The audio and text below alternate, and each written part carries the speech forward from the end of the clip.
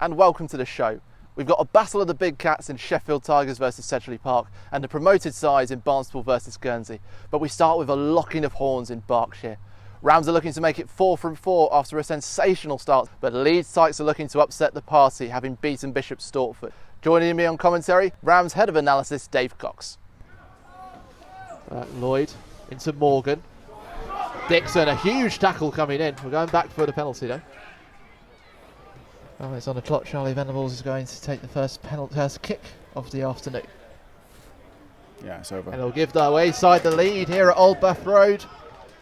Tykes making that pressure count early on. 3-0. Oh, and that one actually could play straight into the hands of Rams, but it actually goes back to Leeds through Smith's clever work. But there's a breakaway from Monya, stepping past one. The ball bouncing kindly for the home side at that restart. Voot getting away, and that will be the first try of the afternoon. Tom Voot good response. Got his brace against Cambridge, and now he's got them back ahead. Well, we talk about response, that's exactly what you want to see. Run from at Humberston. Monya inside, it comes into Jack Stedman, and now will come to Henry Bird. He'll charge away, and he'll get the next try of the game. Rams turning on the accelerator and charging through the Leeds Tykes line. Ollie Monya deserves a lot of credit for that. The lovely inside ball to an unusual person on the line break, Jack Stedman, the loose head prop, showing a good pair of hands and some good vision to put Henry Bird over on the wing. Here's where we expect to see the maul move. Let's go. There's Moffat being set up by Guttridge. They'll go around the outside. Moffat still with it in his hand. They're just being pushed sideways now. He'll go for the line. Ever so close. It's picked up again.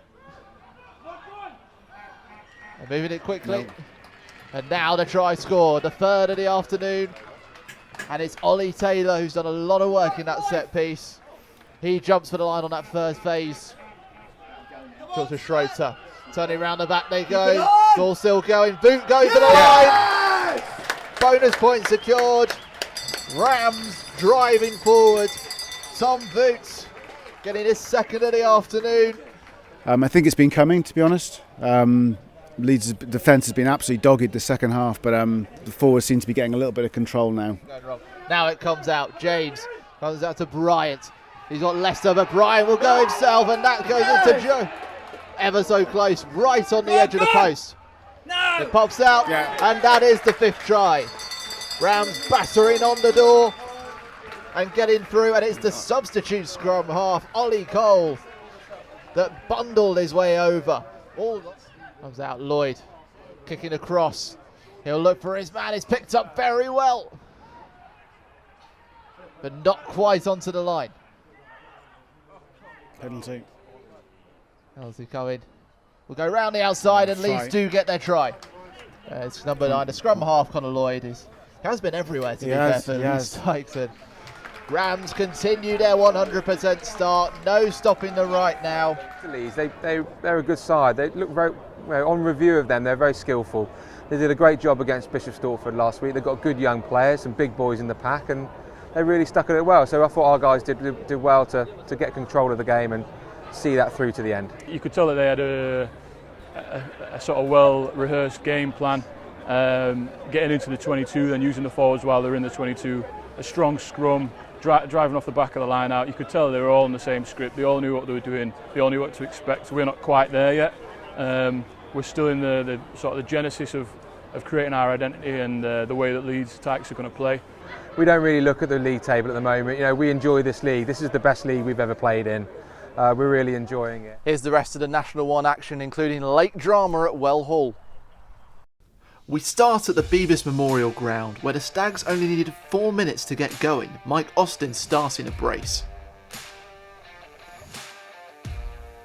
Cambridge's Ben Brownlee hit a hat-trick in a 10-try thriller to keep the hosts under pressure. But the Gloucestershire side were never behind. Reece Borton's crossfield kick caught by Tim Andrew late on for the pick of the bunch. Bishop Stortford are making a habit of tight games. They went into the break ahead against Taunton Titans, stretching the lead with George Cullen's boot. The promoted side rallied in the second half though, Gregory Kitson's brace reeling the Silver Lees side in and grabbing the losing bonus. Talk about ghosts of the past. Former Birmingham Moseley star Cowlan Ryan hit 14 of Chinners' 29 points in a ruthless first half display. Adam Boulding's side were inspired in the second half, hitting 22 unanswered points, but it was not quite enough for the win. Rosslyn Park did the work early at the Northern Echo Arena, Jack Gash capitalising for their third try against struggling Darlington Moden Park. Gary Law's boys did put up a fight though, Ben Franklin burrowing through in the last 10 to deny the High Flyers maximum points.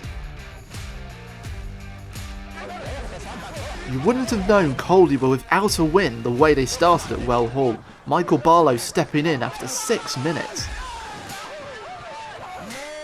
But Blackheath had their tails up going into the break following Steve Leonard's drive over the line here.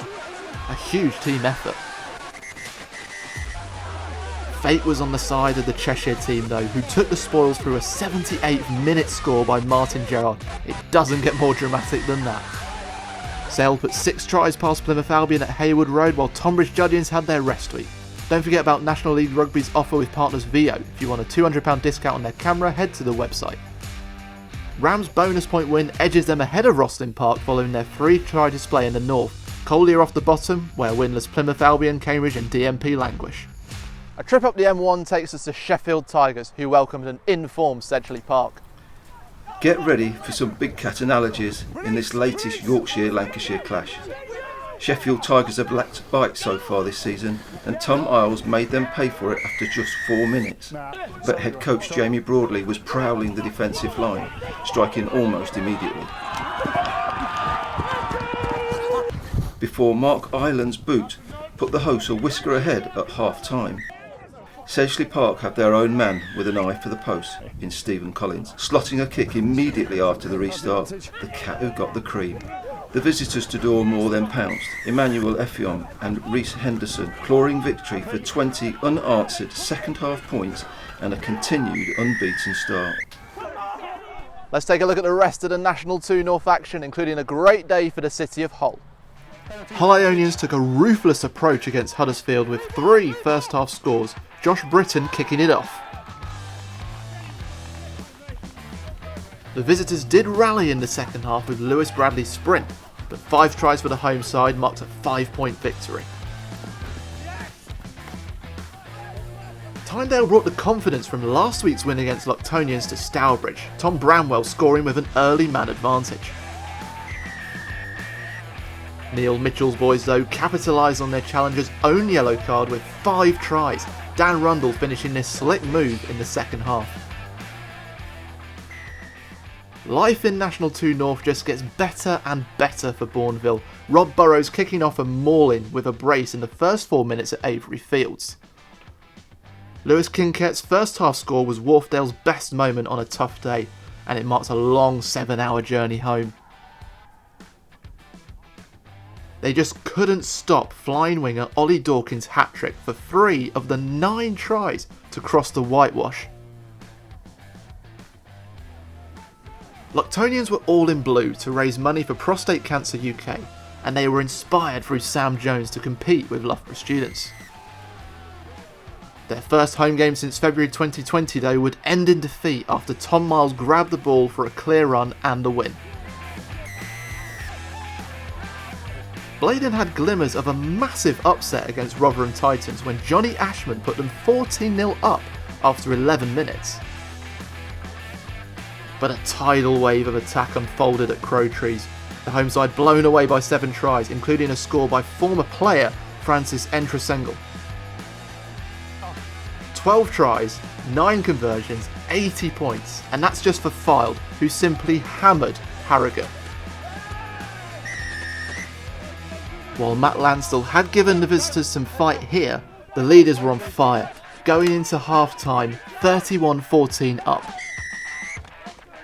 Amid the 12-try haul, it was a special day for Tane Bentley, scoring a hat-trick in his first start for the club. 473 points were scored in total across National 2 North this weekend, including Hull's bonus point win over Chester. If you want to read about every one of these points in detail, make sure you grab yourself a copy of the rugby paper. Fylde's 80-point haul sends their points difference sky high. but wins for the whole of the top half means only 5 points separates them. It also means the bottom half is nearly as you were. Looking at National 2 South, we turn to dry Leeds. Now, Henley were playing for the first time since the tragic passing of David Hyde, who collapsed during their first round game against Old Albanian before passing away in hospital. Tributes have poured in throughout the rugby community, and their first game back was against Clifton. A minute's applause was held at the ground to mark the memory of David Hyde.